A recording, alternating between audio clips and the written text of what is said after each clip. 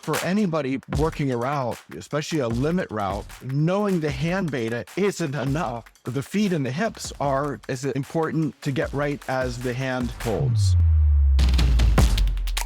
Hey y'all, I'm Ryan Devlin, and welcome to the Struggle Climbing Show, where I talk with elite climbers about their struggles and breakthroughs in training, nutrition, tactics, and mental game, and also what they're psyched on beyond climbing. Now today I'm chalking up with my friend and GOAT coach, Eric Hörst, for a third installment of the series that we're doing together here called The Road to 13A, which follows my journey as I take on my first 513A or 7C+. As I'm sure you're all aware by now, Eric has been coaching climbers for decades, from weekend warriors to pros who climb 515. He's authored numerous best-selling training and climbing books. He hosts the very popular and well-researched Training for Climbing podcast. He's the founder of Physivantage Nutrition, and he's climbed pretty much everything at the Red River Gorge up to mid-513. So there's just nobody better than him to offer insights and guidance on my personal road to 513. Now that said, whether you're trying to break into 511 or 514, the concepts that Eric is laying out here in this series will surely help you on your own road to whatever your goal is. And today, we're checking in on my progress, my training, and the tactics that I've been implementing since we last connected, where I selected my project, which is this mega classic route called the Force at the dark side here at the Red River Gorge. Now, I've met a ton of you all out at the crag this fall, which has been so cool for me. From all over the US, you guys have been coming, but also from as far away as Scotland and Australia and Canada. It's just been such a joy for me to hear from you guys as I tackle this grade that I just a couple of years ago seemed like an absurd goal, to be honest. The Stoke out at the dark side has been really cool. Thank you all so much for your support, whether I saw you personally out at the crag or just have gotten messages from you on Instagram. It's really made this journey awesome, and I'm so grateful to have you guys here. This episode's being brought to you at zero cost, thanks to the most badass climbing nutrition company around, Physivantage. Y'all know Physivantage was founded by today's guest, GOAT coach Eric Hörst, as a way to help everyone, from pros to weekend warriors, level up our training, stay healthy, recover faster, and perform at our best. I have been going hard for the past 6 months to push my climbing to the next level here in my training and my performance, and I've just never felt better. Physivantage is as important to me as my climbing shoes are when it comes to performing my best at the gym and out at the proj. And since this episode today is all about my big project, here's my routine for when I'm getting out on the route. The first thing I put in my body when I get going in the morning is their organic greens, which gets the day started off with some banger nutrients. I love it. It feels great. I don't do any tea or coffee on climb mornings because I want to save that caffeine boost for when I'm getting out on the proj. So instead, I prep 2 bottles for the crag.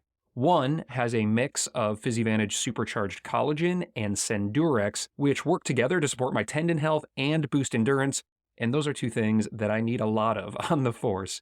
And then in the second bottle, I mix in some of their electrolyte mix called Flow, which keeps me hydrated out at the crag all day when I'm putting in those long burns. And speaking of those big burns, that's where the caffeine now comes in. I skipped the morning tea, right? So I could get the most out of my caffeine boost. So I take Crush by Physivantage. It doesn't make me jittery. It gives me just the amount of boost and focus that I need right when I'm pulling onto the project. I love that stuff. And then at the end of the day, after I crush it on the route or get my butt kicked by it, usually the latter, at least that's been the routine lately, I speed up my recovery with 40 grams of chocolate-flavored vegan Powerplex protein. It's delicious. It's what my muscles need after a long day at the crag.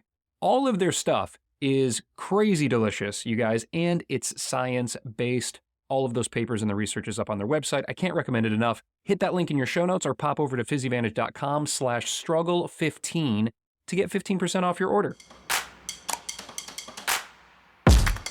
And lastly here, just a big thanks to all you patrons and subscribers out there. So many of you have joined up to support the show and the struggle community here recently. I'm blown away and just so incredibly grateful. It's a lot of work putting these shows together, y'all, and your support really means the world to me. Thank you, thank you, thank you. All right, let's hop aboard the struggle bus now as we continue down the road to 13A with Eric Hörst.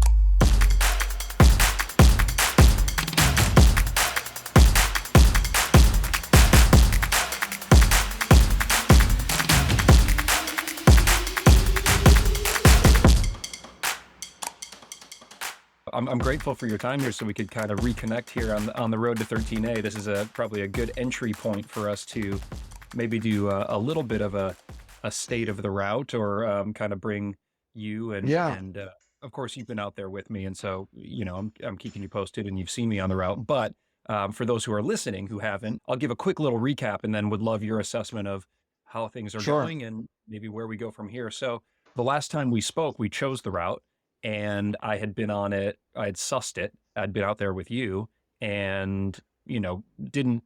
I don't think even make. No, I didn't make it to the chains on that, but kind of Right. bolted my way up it.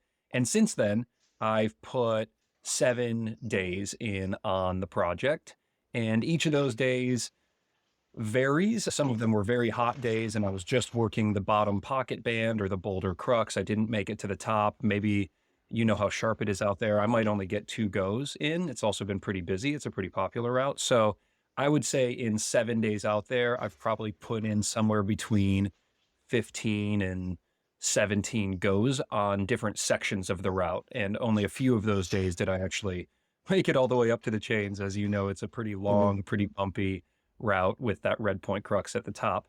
But my last day out was my best day, and you were there, which was nice. So you got to see me put in my best go to date on that. And that's when I've really started feeling like, oh, this thing could come together.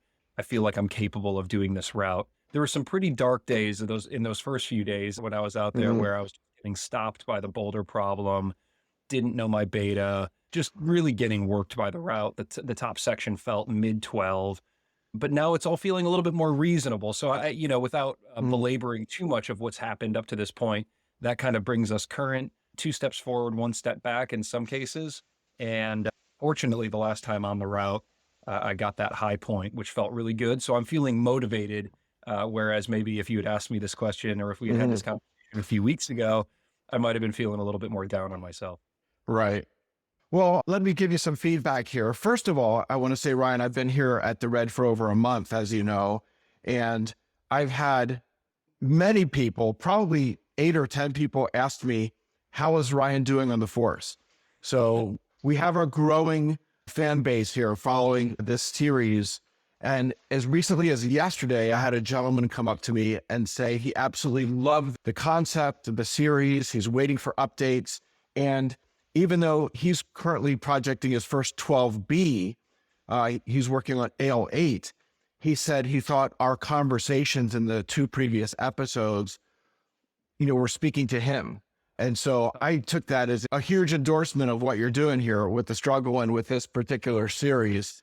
And so I I think love it. you should feel good that you're helping arm other people with the inspiration and the knowledge to stretch their boundaries and go for the next grade, whatever it may be. Now, specifically to your situation, I knew from the get-go that picking the force, it's not the low-hanging fruit option for you.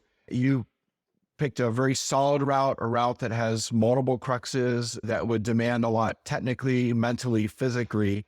And so you were, really reaching high for this as your first 13A, but it's also admirable because it's going to require a full-on effort and commitment. And while the goal is to send it this season yet, it may or may not happen. And I've seen you go through the typical progression that I've experienced and many climbers experience when they're working a limit project. Kind of an emotional roller coaster ride. You have the high, the first day or two of getting on the new project and discovering the holds and hopefully how amazing the route is. But then if it doesn't go down quickly in the first couple of days, then reality sets in that you're in for a fight that could be enduring. And I don't know exactly when it was, maybe a month ago in conversation, one day you said something where you implied, I don't think it's going to happen this season. And then I jumped on you and said, hey, that's way premature. And, don't start thinking that way because, that would make it easy to kind of pull the plug on it for this season, say I'm going to return to it in the spring. And I saw that emotion from you, that doubt pass quickly, which made me happy, because I think a week later I spoke to you and you were all in still and making progress and rapid progress, going from not even being able to get to the top of the route on your first day to within a few sessions being able to go bolt to bolt up the route. And then a couple more sessions dialing in the crux, which is the bottom 5 bolts or so. And then when I saw you last week, having that bottom part so dialed in, so efficient, that going through that pocket band almost looked effortless for you. And that got me psyched, because that's exactly what I told you needed to do was, get that bottom part nailed down, become decisive. Because of all the pockets in that section, it's very easy to kind of give into the urge to grab something new each time.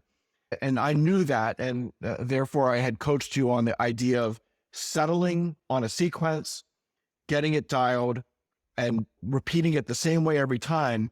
And in doing that, you'll get faster and more efficient every time. And that's exactly what I saw last week, is that you would get through that pocket crux into that first shakeout jug and not be hardly strained. And that's great, because then you can, regroup and fire into what for you is the hardest part, is coming out of that first rest, the very kind of dynamic boulder.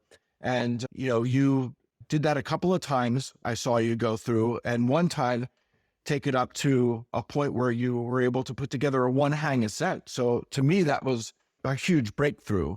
Going from 2 or 3 hangs to 1 hang on that route is a huge step in, the process of sending the route.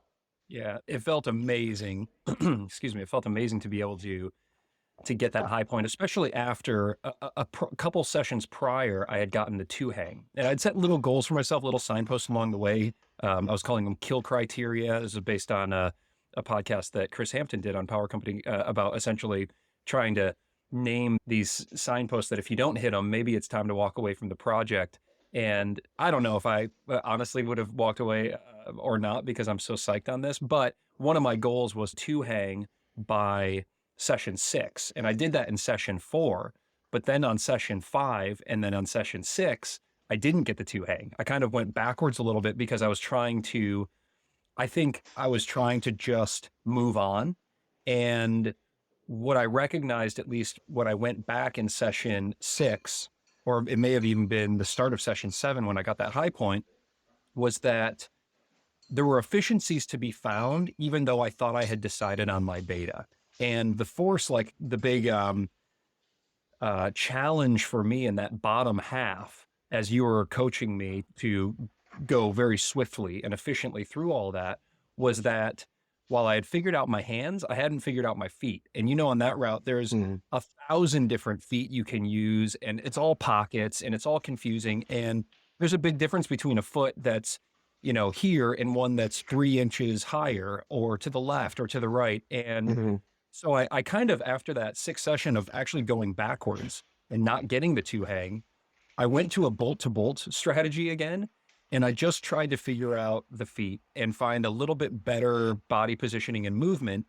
And then that really did come together well when you came out on session 7, where I did go ground all the way almost up to the last bolt. And then I did an overlapping 1 hang, which was a huge leap for me, going from where I would just barely go ground through the crux to now ground through the crux to the rest, a couple more bolts to another rest, and then up to that kind of final punch to the chains, which, I'm not deluding myself, I could probably hang that bolt for 10 sessions, to be perfectly honest, because there's a lot of work to be done between, that last bolt and the top of the chains. But it was still a big leap for me.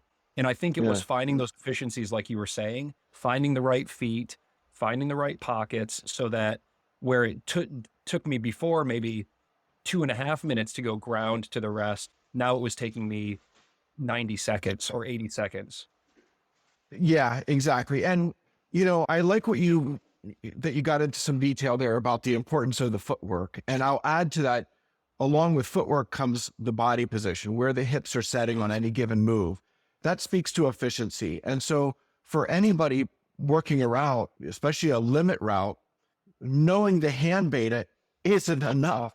And that's, I think, a common mistake is people tend to visualize the hand beta, trying to figure that out. When we're climbing around, our hands encounter the holds first and our feet kind of follow behind. And so it's easy to think in that way. It's easy to lay in bed at night and go through the visualization of a route and think about the hand sequence. But to get back on the route and just make up the feet as you go, I mean, that's something you could do when you're climbing well below your limit. Or a pro climber who's been at it for decades can intuitively find the foot, placements and body positions with no thought. But for the rest of us, the feet and the hips are as important to get right as the hand holds, because that is really where efficiency comes from, is the whole system, how it's working on any given move.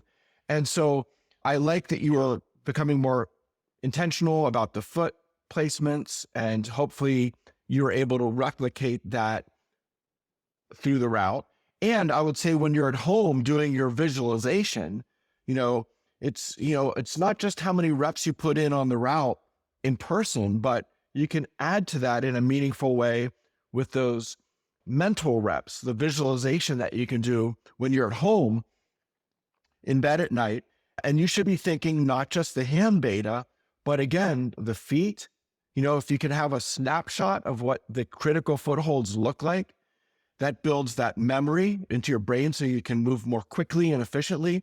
And one step further is the hip position and the feel of the moves. I'm big on crux moves, at least, knowing what I call the feel beta. What does it feel like, through your torso, kind of that kinesthetic feel when you do a move the right way versus when you set it up the wrong way. And that can be quite powerful on red point when you're on a hard move and you're kind of seeking that feel as you're kind of, say, shifting your hips over a high foot or twisting your hips. And if you have a memory of what it feels like to do it the right way, that can aid you to get through that crux move a lot more quickly. And so there's a lot of power there in the mental training.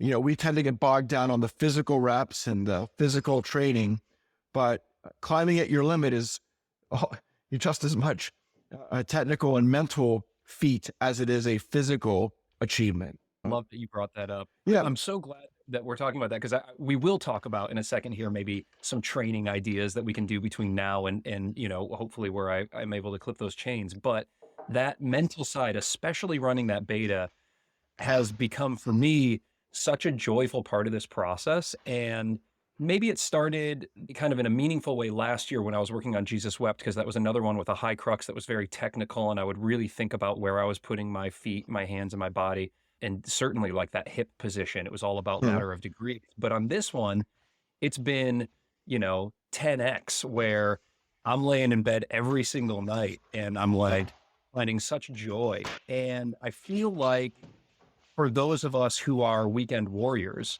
who can't get out to the project very much, that's essentially a way to get more reps on the project. If I'm only able to get out there once a week, then, Right. I'm able to actually climb the route every single day in my mind. And that's really become such a fun part of the process. And I think I recall reading, or maybe it was a podcast that you did, an episode on training for climbing, where there's been some research to suggest that running these kinds of things over and over again actually does improve the performance on the rock. It'll actually hasten the efficiencies of the movement. So it's not just a fun way to fall asleep, but it's also, I think, those of us who can't get out to the project as often as we would like, it's a way to try to get some more laps in.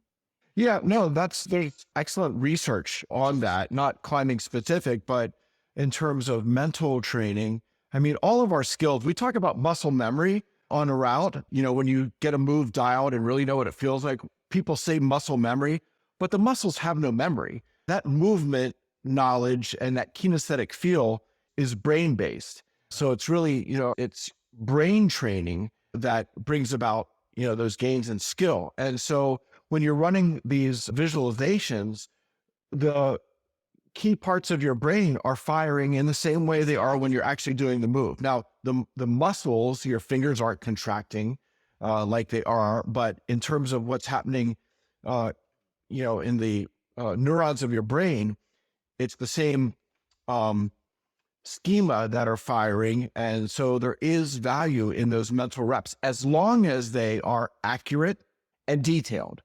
So, going through vague notions of what the sequence is does you no good. It's got to be, that's why I talk about taking a mental snapshot of a key foothold or a key handhold, that mental snapshot, even what it looks like with your hand in the hold or the pocket. Those mental snapshots give you kind of a crisp memory to recall when you return to the route, but also when you do that visualization. And, in terms of the feel beta, that's a little tougher to take a snapshot at, but you can still pay attention to when you're on the route, what it feels like to do a move the right way versus when you do it the wrong way and fall off. And by knowing the difference in that feel, you then have the clues to leverage to do it the right way when you're on point, and to kind of seek that feel of the right way of setting your hips, let's say, before you make a reach.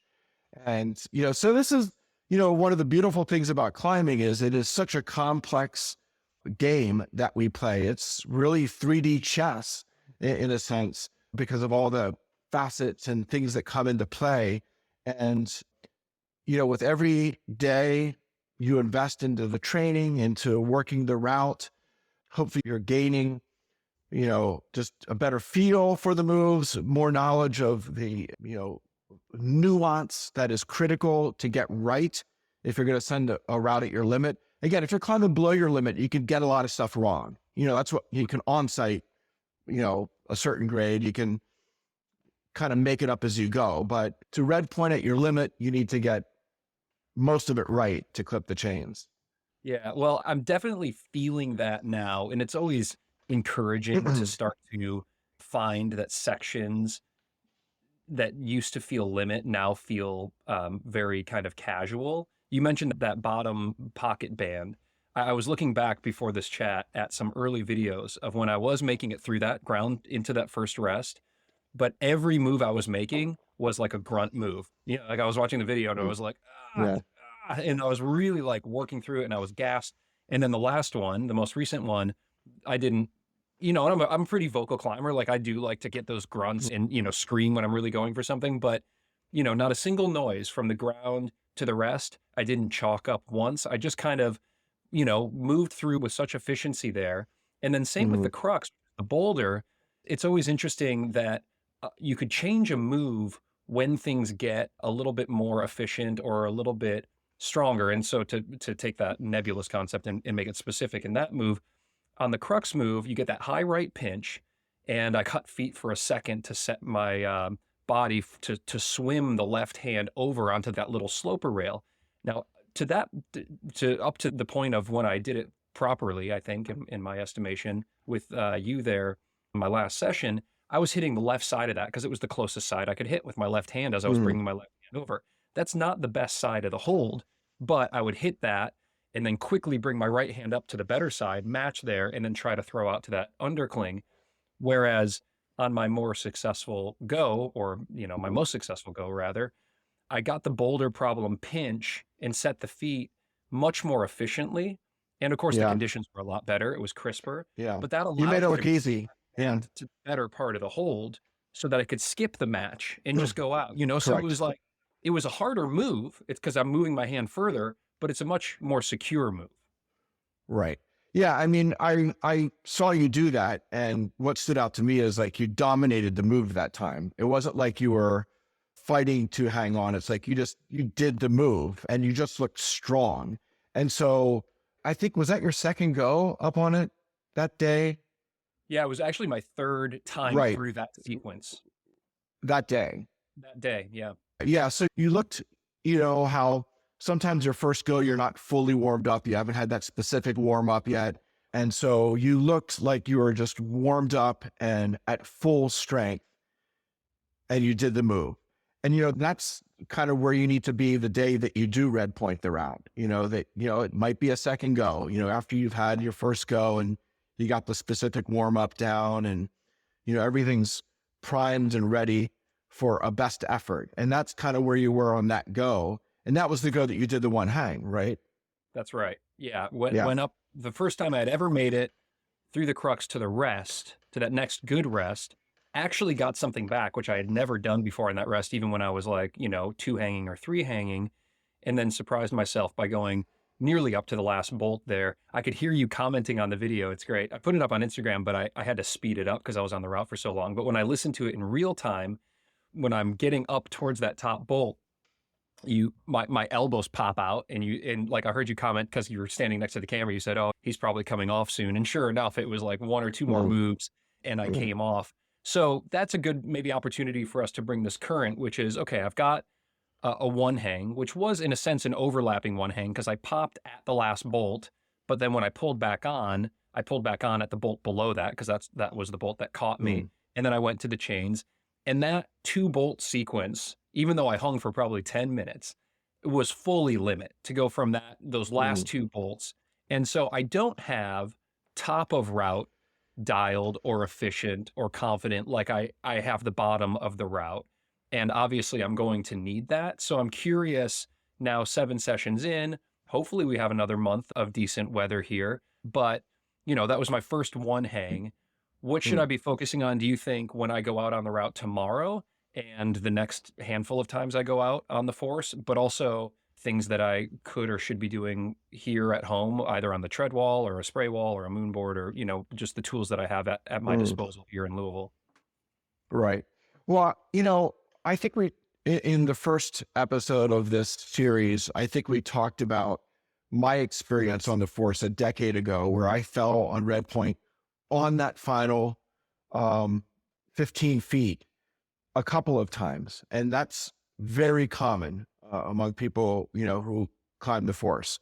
And so I remember discussing with you then the importance of really having that last 15 feet dialed in, knowing the exact sequence so that when you get to that last little shakeout, you can just press a button and execute, 10 moves maybe to get to the clipping hold for the chains without doubt, without, pausing.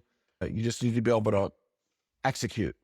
And so you're not there yet. I mean, the beta. You're not still experimenting with beta, I don't think, up there, but it didn't look like it's not automatic yet. Right. And it needs to be automatic in a fatigued state.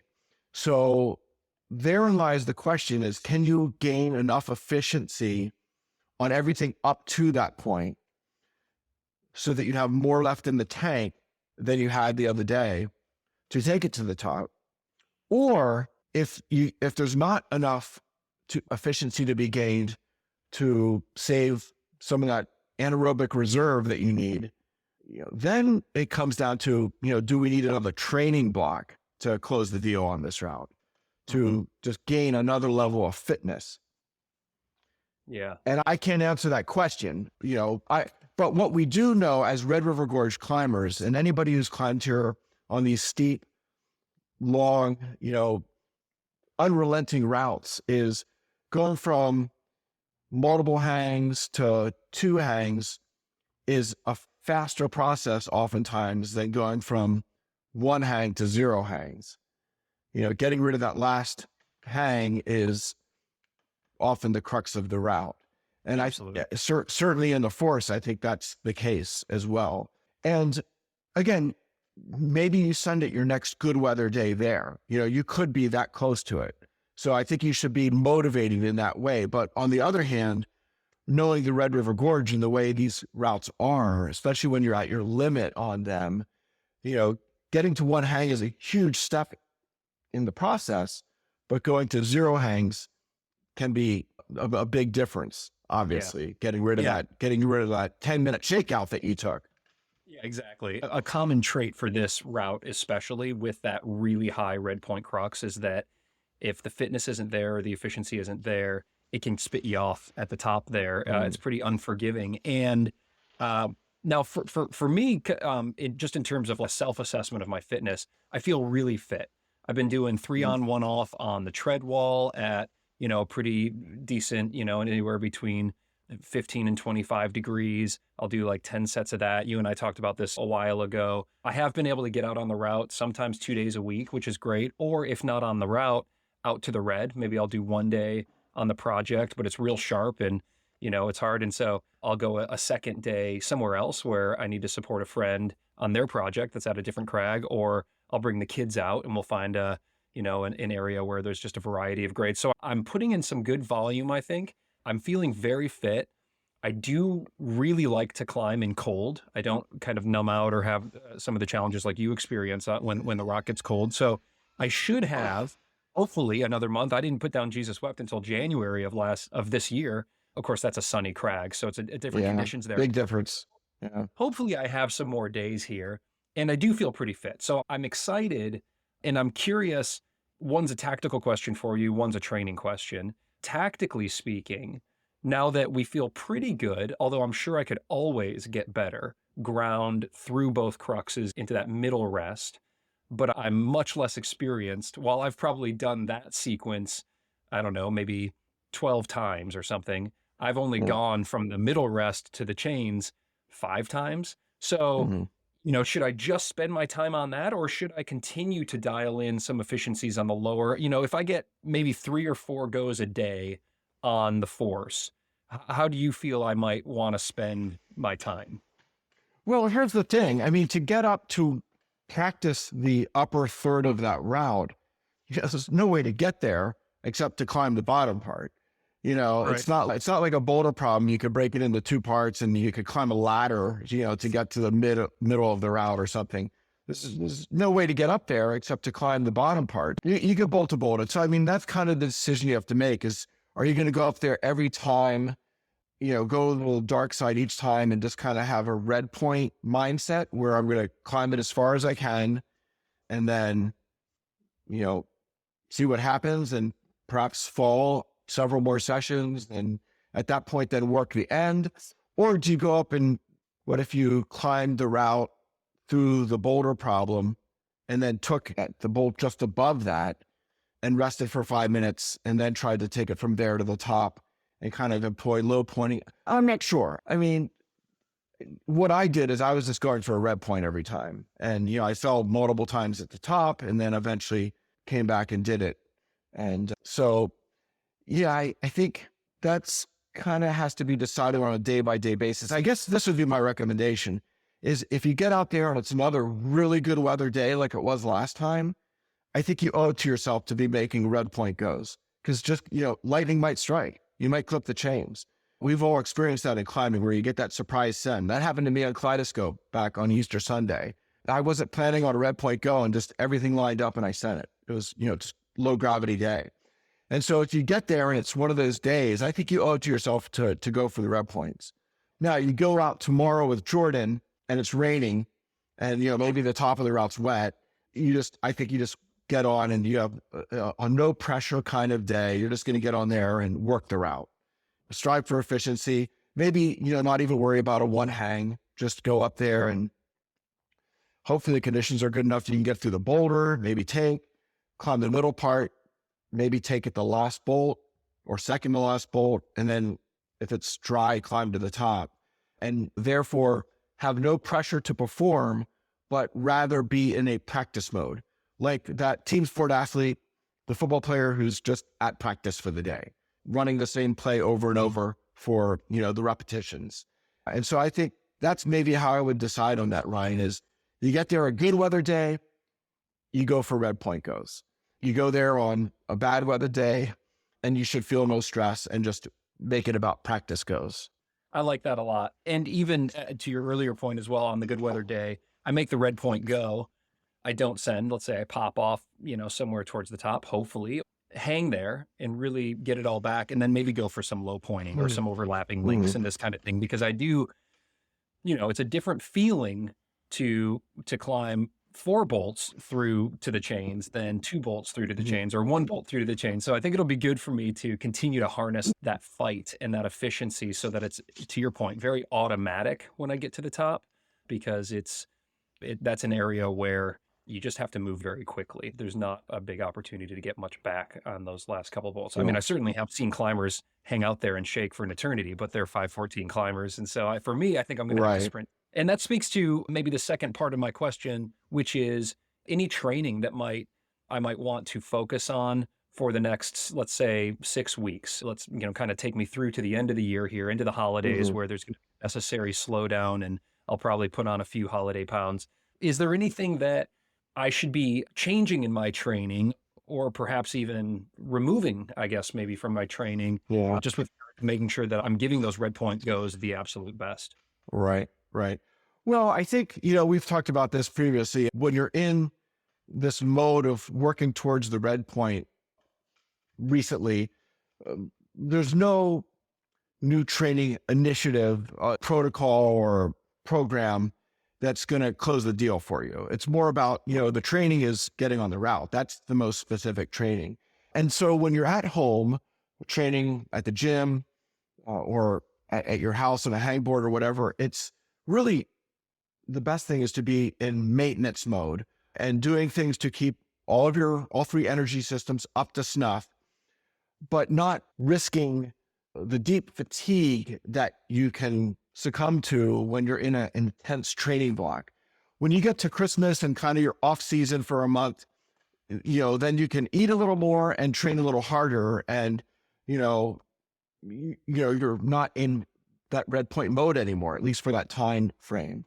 But now when you're still hoping to close the deal here, maybe in the next 3 to 6 weeks, you want to arrive at the crag fresh. So you can put in your best effort to perhaps send the route, because if you get there fatigued, there's just no way it's going to happen, right? It's such a limit route for you. And so I think you kind of stick with what you've been doing the last few weeks, is doing, planning 7 days in advance, at least knowing what your climbing days at the red are, and then working backwards from that. Okay, how much rest do I need before those Red River days? And then what maintenance training can I do? It might just be one day that's kind of strength power oriented to fully turn on your nervous system. And then one day that is more aerobic fitness, the tread wall climbing. Anytime you're on the tread wall for more than 2 minutes, you're training more the aerobic energy system than anaerobic. And so those submaximal longer efforts that are 2 or 3 minutes are more aerobic, as is the force. The force is far more an aerobic climb than it is anaerobic. The crux moves are anaerobic, but the total package of climbing the route is far more aerobic. And so, that's obviously something that just a runner needs to go out and put in their base mileage each week, to maintain all the, things related to the bioenergetics of the aerobic energy system. You kind of need that too. Now, your climbing days, you're getting that aerobic training when you're at the red 1 or 2 days a week. But in the gym setting, it wouldn't hurt to have a third day to really kind of keep that energy system powered up. And if we get to the unfortunate situation that winter arrives and you haven't sent, well, then we have to kind of then look at what is your training program to fill in the gap until you're back to the red on a warm day. And, one thing that I know you've thought about, we've discussed, is the dark side at the red is not sanctuary, which is where your project was last year at this time. In terms of the dark side is a northeast facing crag, which means it gets about 1 hour of sun in the morning. And that 1 hour of sun in the morning, you're driving, you're in your car, you're not there yet. So by the time you roll into the dark side at 10:30 or 11 a.m., it's into the shade. And for anybody listening who's not been to the dark side at the Red River Gorge, let me paint a little bit of a picture for you. It's an overhanging wall. It's northeast facing. It's got a gray color to it.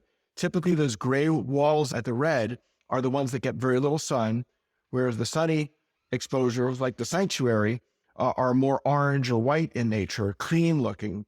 And so the overall feel of the dark side is darkness. There's a reason it was named that. It's very little sun, dark rock, a cool feel. Even in the summer, it has a cool feel. You go there now and people are huddled in their down coats at the base of the route because it's a really chilly spot.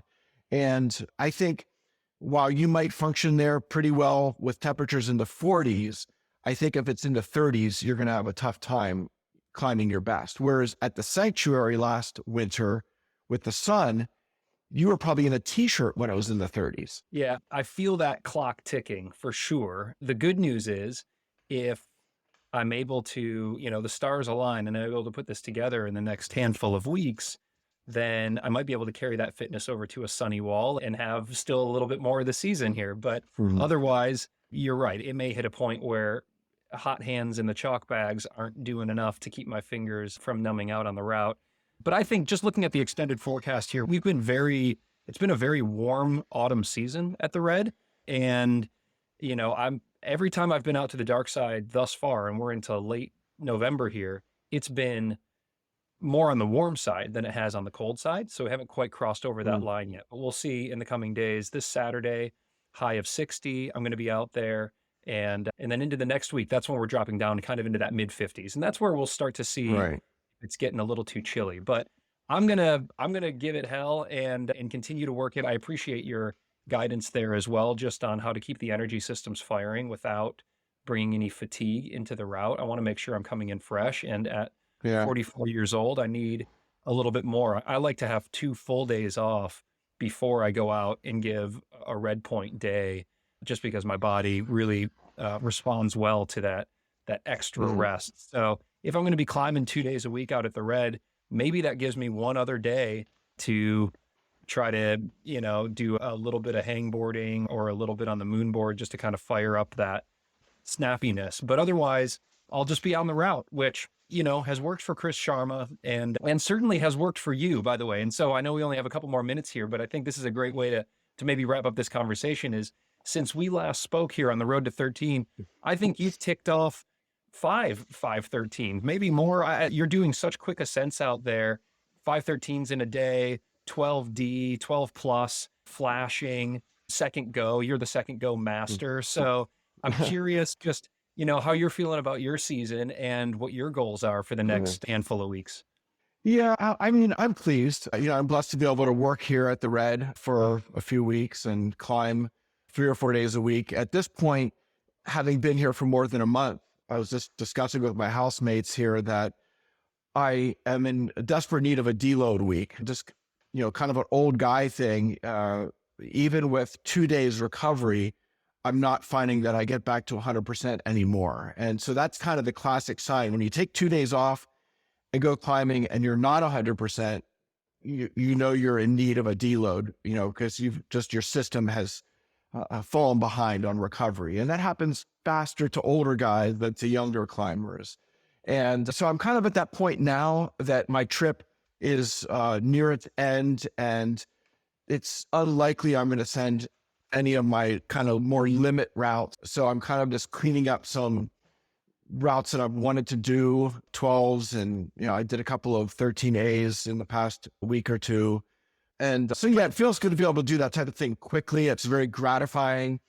I'm someone that, especially as an older climber, I like the feeling of achieving and sending routes. When you're younger, it's easier to put in a lot of time onto one route and delay the gratification because you have this timeline of many years.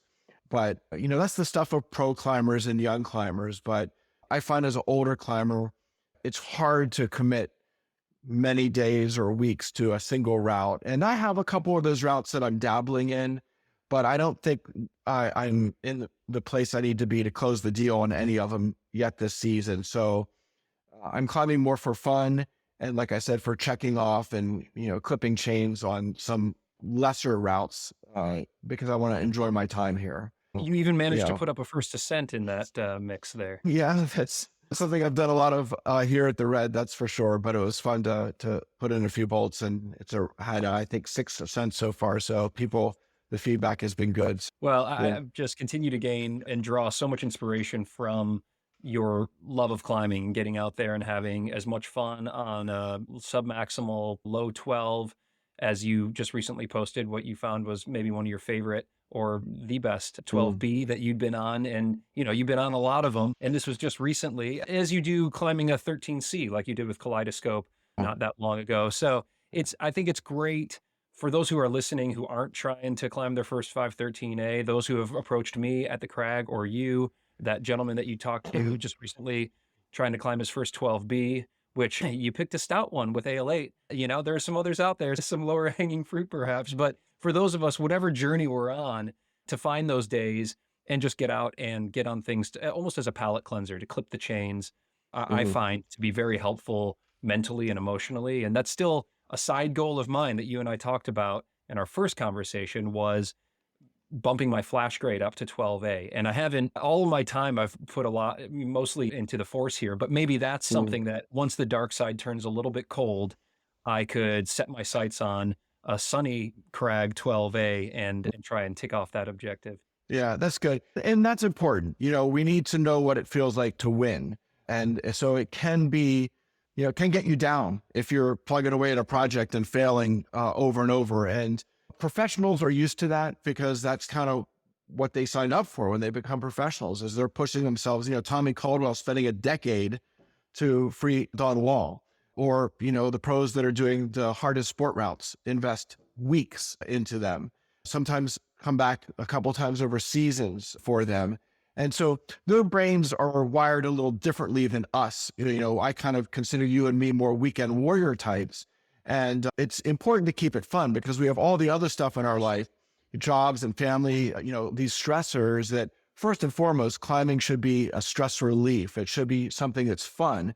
And if projecting the force is fun for you, then that's awesome. But when projecting ever starts to feel like a job, I think that's when you need to change gears and do something different in terms of, clipping chains on some easier routes. And especially for weekend warriors, climbing should always be fun. And while I still aspire to climb hard routes, I really realize that the number one thing is I need to go out each day and really enjoy what I'm doing at the crag. And I'm here in a cabin at the Red River Gorge, and I'm by far the worst climber in the cabin. Everybody here is stronger than me. So, so I could get down on that when I see everybody else around me climbing many grades above my level. But we're all here to enjoy this terrific rock climbing. And really, to all the listeners out there, obviously the grade should always be secondary. The number one thing is the experience, the recreating outdoors, or as I like to say, recreating outdoors, because I feel like each day out, we kind of get, a fresh perspective on things and, kind of can recreate ourselves each day we're out in nature climbing. And I think, the more climbers we have climbing outdoors, the better the world will be. Indeed. Well, what a perfect sentiment to wrap this conversation up on. The road continues. We will do, hopefully in the next handful of weeks here, we'll have a look back at what it took to clip the chains of the force. But I'm just loving being on this journey. I'm truly enjoying the process. I really am getting so much joy from it. And I'm really grateful for your continued coaching and support, Eric. The psych is very high. And I'll be at the Red later tonight and then tomorrow. So I'll swing by the cabin, I'll say hi, and I will at least temporarily relieve you of the title of the worst climber in the cabin.